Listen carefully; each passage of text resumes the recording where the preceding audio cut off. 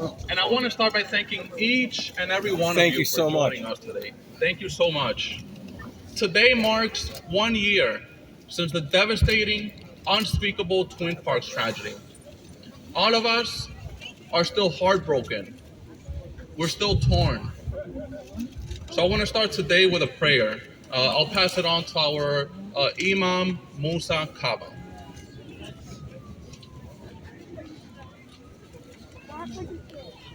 Thank you so much for everything you've done for the community. أعوذ بالله من الشيطان الرجيم بسم الله الرحمن الرحيم ربنا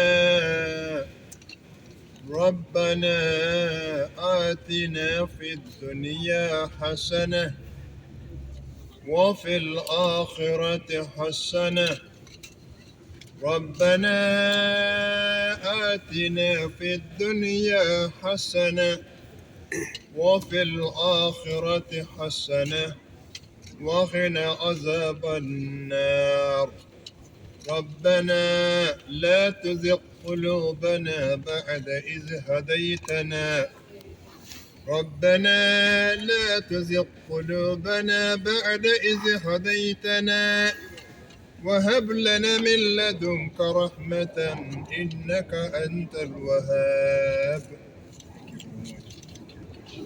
Thank you. Thank you. Thank you so much.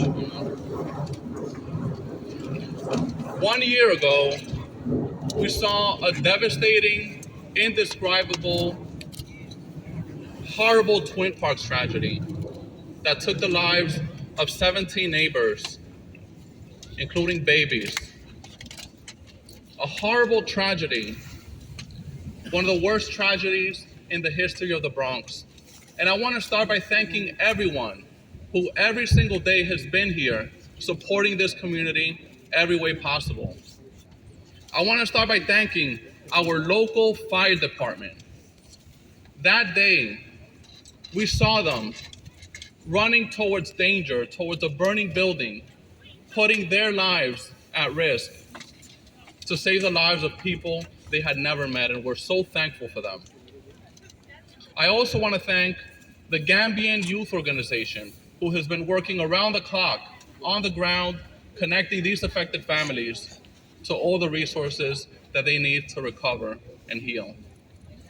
I want to thank many different organizations, including Bronx Works, the American Red Cross. I especially want to thank our local school right across the street, right next to the building, MS 391 in Tapco, for opening their doors that day and showing that they care. We need to make sure that another similar tragedy never ever happens again. Not in the Bronx, not anywhere in the city of New York. And this is why we've been able to work with colleagues in city, state, and federal government to strengthen our housing laws and make sure that our buildings are safe for our families, including strengthening laws on the issue of self-closing doors to make sure that landlords are taking those laws seriously. Our community is still in shock. All of us are still in pain. You could see it. You could feel it. But I want to say one thing, one promise, which is that we are going to continue to be every single step of the way, supporting each and every single affected victim, every way possible. We're going to remember those 17 innocent people that lost their lives in this tragic fire. And we're going to remember the families who suffered more than we could ever imagine. And we're going to be with them every single step of the way as they heal, as they recover, and as they rebuild. So I want to thank all of you for joining. Later today, we're going to unveil the street co-naming to honor the life and the legacy and the work of Abdoule Touray, who was the first Gambian to move into Twin Parks. But before that, let's hear from a few of our local leaders, starting with our very own Bronx Borough President, Vanessa Gibson. Assalamu alaikum, my brothers, my sisters. Today we gather to reflect, to remember, to honor, standing in unison, the lives of our 17 neighbors who are husbands and wives, mothers and fathers, brothers and sisters, siblings, children that are fallen. We recognize those lives on this day 1 year later, January 9th, 2022, a day that we will forever remember, a dark day in the history of our community, of our borough, of our city, and our state. 1 year later, we gather together to reflect on those lives that we have lost, to celebrate their lives, the way they lived, and not the tragic way that they died. We recognize the residents of 333 Twin Parks Northwest, all the first responders, 200 plus firefighters that ran into a raging fire to save lives, members of the NYPD, Patrol Borough Bronx, the 4-6 Precinct, Office of Emergency Management, the American Red Cross, organizations on the ground from day one, GYO, Bronx Works, Muslim Community Network, so many others, ICNA Relief, leaders of all faiths, Imam Kaaba, so many of our Jewish leaders and Christian leaders that came together to shower these families and these neighbors with love, with comfort, with strength, with love, and with prayers.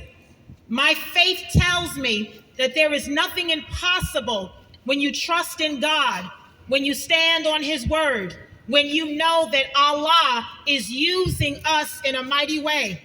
Allah has sustained us over this year, these 365 days, days of pain, of frustration, of heartache. But somehow, as a city and as a borough, we have found purpose from our pain. We have found strength within the storm. We may be damaged, but we are not destroyed. We may be bruised, but we are not broken. We are a stronger community. We have learned, and the deaths of our loved ones will not be in vain. From that day, a year ago, as I began this administration as your Bronx Borough President, I never knew January 9th would have such significance, such meaning, in a good way and a bad way. It has caused us to reaffirm our faith. It has caused us to reaffirm our commitment to our community, faith, fellowship, family, and community. The 17 neighbors that we have lost, our beloved family members, will live on in our hearts. We are a forever changed borough, but we are also a united borough, because if the people stand together, we will never be divided. Today marks 1 year, but I remind everyone that in the days and the weeks and the months that continue after January 9th, we cannot lose sight of what is important. We cannot leave our families in the darkness. We have to continue to shower them with love and comfort and strength. We have been through so much as a city. My heart continues to mourn the loss of those that we have lost. My heart breaks for these families. They are forever changed. But what I truly hope in this year is that they have found solace and comfort in knowing that a community has stepped up in a major way. Because the residents and families of 333 181st Street are our family. And we have never left them alone in these 365 days. And we will not leave them alone after today. And so while today is a day of remembrance, a day of reflection, a day of a celebration of life, let us be reminded that life is so precious. Hug your loved ones every day. Tell them you love them. Let us continue to mourn this loss but let us also continue to reaffirm and affirm our love and our commitment to our people, to our African people, to our Caribbean people, our African American and Latino people, God's people of all faiths and all backgrounds. As your Bronx Borough President, I am here to remind you that I will always be here. I was here before January 9th, and I will be here after January 9th. I don't need the recognition of thanks and gratitude because we are doing what we are called to do.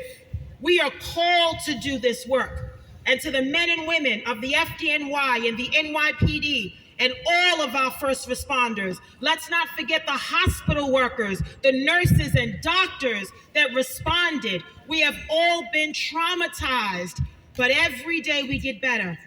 Every day we get stronger. And today we recognize our brother, the first Gambian American that moved here into Twin Parks, our brother, Abdoule Touray. We honor him. We celebrate this life. We celebrate the lives that we've lost. May Allah be with all of our families and provide all of you with abundant peace and abundant love and abundant strength. Thank you to the families and to the residents of 333 for allowing us to embrace you, to love on you, to hug you, to mourn with you, to reflect with you, and remember with you. I pray that we take hold of this moment and we never lose sight. Because a lot of times when the cameras leave and people feel lonely, they feel forgotten. Let us remind the residents of 333, whether they have relocated or they remain here, that they are not forgotten. May God bless all of us and allow us to continue to do this work. And in honor of all of those we lost, may we honor their memories, reflect on their lives, celebrate who they are, and honor our families. Assalamu alaikum, my brothers and my sisters. Amen. Thank you so much. Thank you so much, Bronx Borough President. And these last 12 months have not been easy. And we're so thankful and grateful for all the work that you've done around the clock. And now I want to introduce another person that has been working around the clock, Salim Jarmain from the Gambian Youth Organization. Assalamu alaikum wa rahmatullahi wa barakatuh. My name is Salim Drame. I'm the president of the Gambian Youth Organization. I want to thank everyone for gathering here today, from our elected officials, GYO partners, and family and friends of 333. I also want to thank those who are outside of the borders of our country for all their support, because surely this tragedy really impacted so many people around the globe. I want to thank CM Police for his partnership and his leadership during these times as well. Again, I'm going to thank 333 family members, again, for their resilience and patience. I want to thank all the family members of the deceased for their resilience and patience, because, we know truly losing a loved one, it's not easy. It's definitely not easy. But as people of faith, we believe that God tests those he loves the most. May we all be amongst the people that God loves the most. I'm not going to take much of your time, but I would like to mention what I mentioned before last year, that the fire at this building, again, did not need to happen. As I've mentioned, before, we live in the richest city in the world, with the most brilliant minds. There's no way a fire like this should have taken so many lives. This is all because of a system that has been set up to fail people in underserved areas. So yes, we know progress is being made. Bills have been proposed and passed, actually, but we need a more collective effort from all city, state, and federal counterparts to come together and commit to a plan so that this tragedy like this never happens again. We also need to ensure that those who need to be held accountable for their negligence, right, are held accountable so that this never happens again. And at the end of the day, the best way we can remember the deceased is to make sure, again, we put in place measures that will ensure lives are not lost again in this manner. All right, that's all I have for y'all guys. Thank you so much. And now let's hear from our New York City Public Advocate, Jumani Williams. Assalamu alaikum. Peace and blessing, love and light to everyone. Thank you to our council member for doing this today. And borough president and the families, and 333 and all of my colleagues who are here. I'm so happy that we're here today. Behind us, we'll be honoring Abdoule Touray, the first Gambian who was here. Very often, the Black African immigrant story is not told, is not held up in the same ways as other immigrant stories. And it's really important that we lift that up so when people walk by, they can understand the story of the Gambian immigrants who were here. It's also important because I believe it is a cross-section of so many things why we're here today. I remember 1 year ago, all of us here in the freezing cold, seeing people with shock on their faces, some who had lost multiple family members in a fire that didn't have to happen, the worst fire in decades. The past 3 or 4 of the worst fires have happened right here in the Bronx. I don't believe that to be an accident. I just want to say some of the words that I said today during the memorial. There was one of the relatives who had a poem written, and some of the lines, I believe it was entitled, "We Were Just Trying to Breathe." One of the lines was, "Because our bodies aren't worth investments." And another line was, "How many times do we have to die before we're allowed to breathe?" It is important to bring this up because while I'm happy to be here to celebrate life, I'm sad that we have to celebrate it in this way because we lost people from preventable tragedies. And these kind of tragedies happen in Black, brown, immigrant, working communities. It has to be said over and over again. And while we stand in the ashes to rise, to continue to abuse the resiliencies of these communities is immoral. We have to make sure, and I'm happy as well that there have been some changes federally, some changes locally, but not enough. This was due to lack of proper, affordable housing. Until we take away the profit that people make by providing unacceptable housing, trying to deal with a housing crisis, this will continue to happen. We have to take away the profit that people have and make by not providing the heat that people need. And I'm going to say there are some people that should not own property in this city. And there are some people who should be held criminally liable for the things that are going on in Black, brown, immigrant communities as they try to find housing that they simply cannot afford and have to deal with things that human beings shouldn't have to deal with. And until we get that right, I fear that we'll be here again. So my hope is that when we gather here, all of us as leaders and communities, inshallah, we can say we actually did something to prevent these tragedies from happening again. But today, I want to stand with the families to remember the life of 17 people. The numbers and the ages are terrible to think about. But we must lift them up, and we must lift up Abdoule Touray so people will remember them. Their lives are not taken in vain. Peace and blessings. Salam alaikum.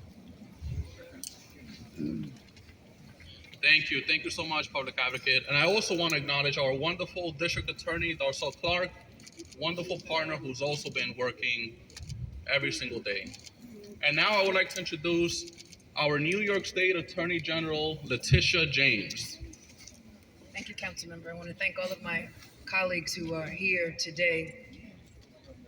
But I want to most, want to keep in my thoughts and in my prayers all of the family members who lost loved ones. What I remember most is the anger of individuals who were here a year ago. The anger of individuals who said, why did this have to happen? Why did we have so many fires in the Bronx? And the anger was the language of those in the streets. Those of the streets who feel like they have continued to be ignored and who have historically been ignored. I remember the 17 caskets that lay before the nation, one after one after one. I remember all of those who cried, but what I remember most is the resiliency and the spirit of the Gambian community and the community at large who came together to love one another, to hug one another, to feed each other, to pray, and to know that those who have died will live on, and that they will always live on in the hearts and minds of those who love them. Whenever you have memories of your loved ones, they never die, And the reality is that the Muslim faith, the Christian faith, the Jewish faith, we believe that we will see these individuals again. And now that they are in the arms of Allah. And so I've come here today, one, to let this community know that we are standing here as elected officials to ensure that this never happens again. And to ensure that communities like this, immigrant communities like this, immigrants who built this country, a country of immigrants, will never be ignored. And that all of us have a responsibility and a duty to ensure that affordable housing, that the conditions of affordable housing are proper, that they're maintained, and that they're consistent with codes. And so I've just come here to say, to praise all of those who obviously ran into the fire, particularly the first responders, members of FDNY and NYPD. When everyone ran out, they ran in. When everyone ran out, they ran in, sacrificing their own personal safety for the benefit of all of us. And we should give them a round of applause. Amen. I want to thank them.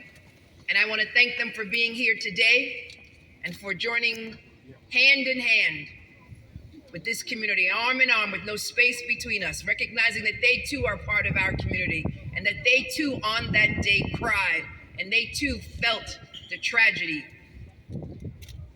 So I know that there will be a co-naming shortly, but I just want everyone to know that this Attorney General, an Attorney General who understands and recognizes the tragedy and the pain of this community, will be with you now and always. And my thoughts and my prayers are with you, and I hope that we will never, ever meet under these circumstances again. Bless you. Thank you so much, Attorney General.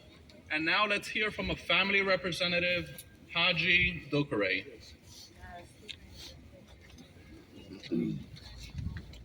Thank you so much for joining us today. Thank you very much.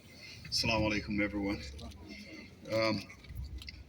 On behalf of the victims' family and members of the Gambian community, I want to thank the council and all elected officials. We're here today to honor the 17 victims. But there's one person that's very special to the Gambian community. In the Gambian community, when you say the Touray building, they know you're referring to 333. That's the short name for it. In the spring of 1988, I walked through those doors with $100 in my pocket. I came to see Abdoule Touray, because someone told me he's the only Gambian that lives around here. That's over 30 years ago. From the day I walked in, I said hello to him. He asked me my last name. I told him my last name. He said, your father is my uncle. You are my cousin. And this is your home. And I have to tell you, the apartment was full of people. But his family, his entire family were so welcoming. It's amazing. And they were so happy to receive us. Countless number of Gambians.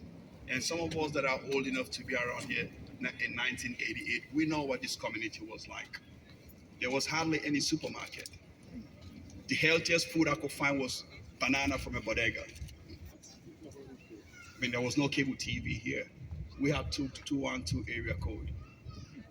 But we saw how, with the help of Abdoule Touray, with his vision, how this community was built, especially by immigrants. He told us to go to school. He personally encouraged me to go to school, to get an education. He said to me, America is your home. Open a bank account, buy a house. And more importantly, let's build a community center. Let's build a masjid. Let's teach our children our culture. So I'm so ever grateful and so thankful personally from Abdoule Touray. And I'm really glad and thrilled that we're honoring him today. And I'm thankful for his family for sharing him with the entire Gambia and the immigrant community. FDNY, I can't thank you enough for your work and your sacrifices. Our elected officials, I mean, they've been with us, some of them even way before this tragedy. Vanessa Gibson, I call her our sister. She's always been with this community before she became borough president, and I know she's always going to be here. All right, and we still continue to challenge our elected officials to pass legislations. I mean, this should never happen in our communities. This happens way too much in our communities. And we can't say it enough. Every winter, it's space heaters, Christmas trees. I mean, it's always in our neighborhoods. I mean, nothing against the Upper East Side, but we don't hear about that there. All right, but with that said, I just wanted to thank everyone for this day and this moment. And Assalamu alaikum warahmatullahi wabarakatuh. Thank you so much. Thank you. And now we'll hear from another family representative, Fatu Wage.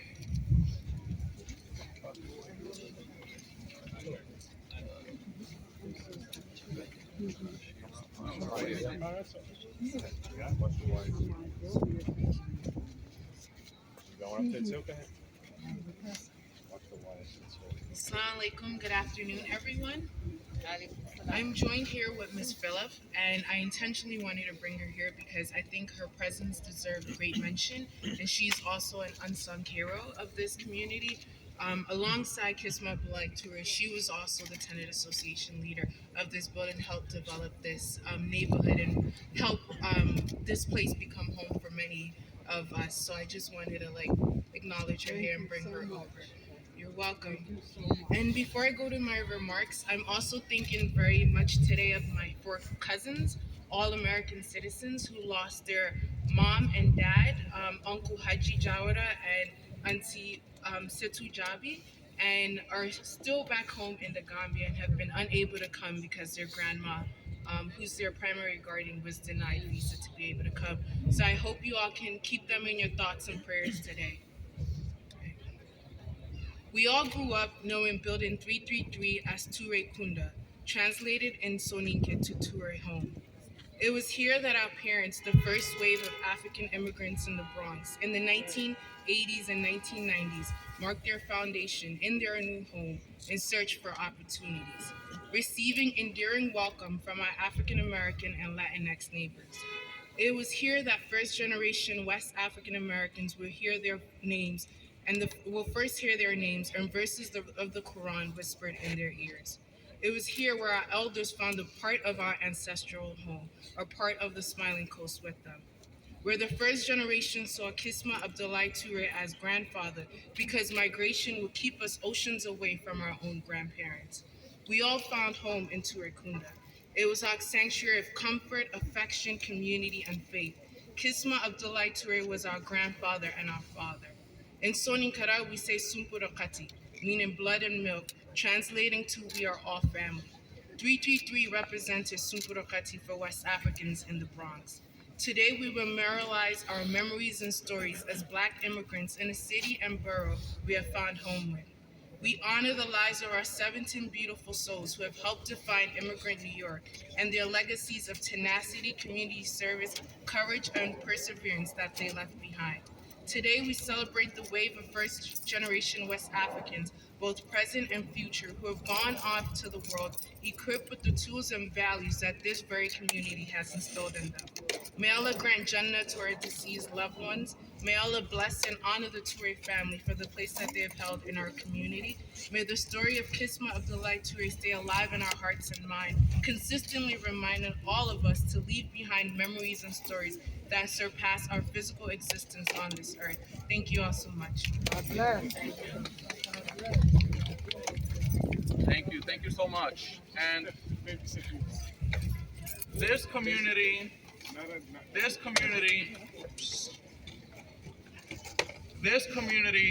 is a vibrant community, and it's been a vibrant community for many years and decades. And that hasn't been by accident, but it's been due to the hard work of people like Abdoule Touray, the first Gambian to move into this building, a dedicated public servant who helped connect his community to resources so they could get organized and they could progress. Working families that moved here in search for a better life. So we're gonna move on to the street unveiling, but before that, we have one final speaker, and that person is the daughter of Abdoule Touray, Haja Touray.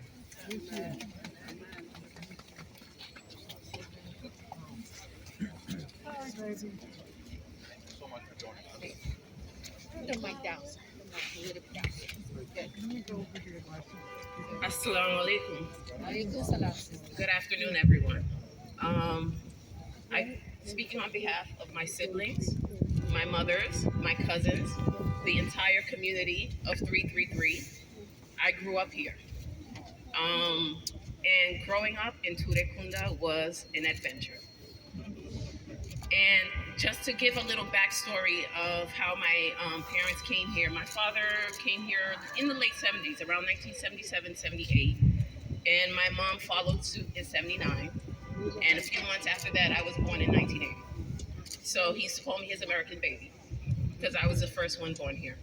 I am the seventh of 14 children. 2 are deceased. There remains 12 of us. I also have my mothers. I have 3 mothers. My father left behind 3 wives. One has since relocated to the Gambia. Her name is Galimanjai. My mom, Fatu Jane, and Mahore, we call her Mahore, which means big mother, Mariama Sinera. And I'm just gonna name my siblings in order of oldest to youngest. We have our eldest, Suleiman Touray, followed by Basiru Touray, followed by Muhammad Touray, followed by Alai Mari Touray, who resides in the Gambia, followed by Abdoule Touray, followed by my sister, first girl, Jane Touray, followed by myself, Magundo Touray. I am followed by my younger brother, Abdul Wahab Touray, who passed away in 1996, followed by Fatia Touray, who is my younger sister who lives in Abu Dhabi, followed by Yasin Touray, who resides in Atlanta, Georgia, followed by Rokia Touray, second to last baby, and the babies, Django and Jompolo, who are twins. My father is survived by 20 grandchildren. And we are humbled, honored, appreciative, and blessed that this honor was bestowed upon my father. And not discounting the trials and tribulations and the suffering of the 17 people who lost their lives during this tragic tragedy. My father was selfless. He gave what he had, and he always instilled in us that giving to charity does not make you poorer. He instilled the value of us being Muslims. He taught us our deen, which means religion. He taught us our culture. We spoke only Soninke in the house. We all speak Soninke fluently. But as I speak here, you wouldn't think I spoke another language, would you? Right? I understand my culture, and I respect the decisions that my parents made for us because that's what they knew. A lot of it was difficult, a lot of it was strange because you have your culture at home and then you come out into the world. You have your school life, your neighbors, but we made it our own. We are all productive members of society and we all take care of ourselves. But that piece of giving, you don't give because you have. You give because your brother is in need. If you see someone that needs help, you help them. This is the value that my father instilled in all of us. Not forgetting this community. The reason why we grew up the way we did and he opened our doors is there were many resources available to people. That pathway to citizenship. My father was a Reagan Republican. He was a Reagan Republican. But when he got his citizenship, it was on I had just turned 18 and we went to vote together and I made him vote Democrat. But anyway, but he was a Reagan Republican because that pathway to citizenship was given during that administration. So as I speak here, just to live, for my father's legacy to live on, how do we encourage our leaders to continue to make that pathway to citizenship easy? And thinking of all the resources that were bestowed upon me, after school programs, etiquette classes, all of these are resources that are very few and far between. And I see a lot of kids on the streets and they don't have those after school resources that we've had. I don't see those anymore. And we need that in this community just to keep it going. We need to keep the kids busy. There are too many idle hands in this community. Also, like we all went to IS 137. It was called at that time. Now it's MS 391. We all went to PS 9. And then I remember all the community advocates. Miss Luella Hatch up the block was a great friend of my father. She was a part of our family. She was in our house all the time. They always came together and brought the trucks of food for those who were less fortunate. How do we keep these programs going? And this community is still in need. Not forgetting all of the laws and legislation that needs to happen for buildings like this. This was affordable. This is home. How can we make it even a better home? Right? And also, like, even the 46th precinct, they were a resource for us. Growing up, remember, there were people who would get lost on the train and they didn't speak English, and a random police officer would knock on the door with, "Hey, Mr. Touray, can you help us help this person get home?" This was our lives. Not forgetting all of the, family, like, we're tied by, what was that quote that you said, Fatimata? Sumpudo Hati. Blood and milk. I mean, blood doesn't make you family. We are a community. And the Touray family is humbled, grateful, and honored that, they chose to name the street after my father, along with the 17 victims of this fire. All of the neighbors in the building, and I'm going to name some names: Mrs. Holmes on the 18th floor, Jonathan's mother, Jonathan's mother. We remember Jonathan. Sorry. Miss Williams. I'm sorry, Miss Williams. I was used to call you Jonathan's mother. And Miss Phyllis. Also Anthony. In my father's last years, Anthony. Where's Anthony? We named him Tony Touray. He used to come and help us. My father, had a stroke and was, very sick during his last days. And Tony would come and help us get him in the bed. We were a community. Our doors were always open. And for that, I thank everyone, and I love everyone. And may we continue to be a community and continue to grow and just continue to develop the resources needed just to make everyone productive and continue to just to live a great life. Thank you. And also Shaniqua. Shaniqua also was our neighbor. She passed away after the fire. She was a great neighbor. She was always there when my parents needed something. Thank you. Thank you. Thank you so much. So again, just want to thank the entire community. These last 12 months have not been easy for any one of us, and especially for the people of Twin Parks. And we're just so thankful for everything that all of you have done, including just staying united and working together to help all the affected families. That concludes today's program. We're going to move forward and unveil our brand new street sign. We're going to be joined by elected officials, family, and the entire community. Thank you. Can we stay here?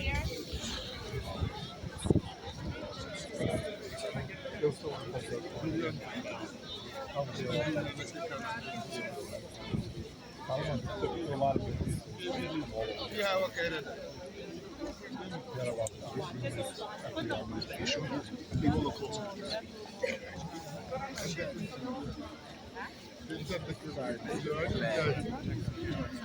Okay, I got you. All right. It is my life.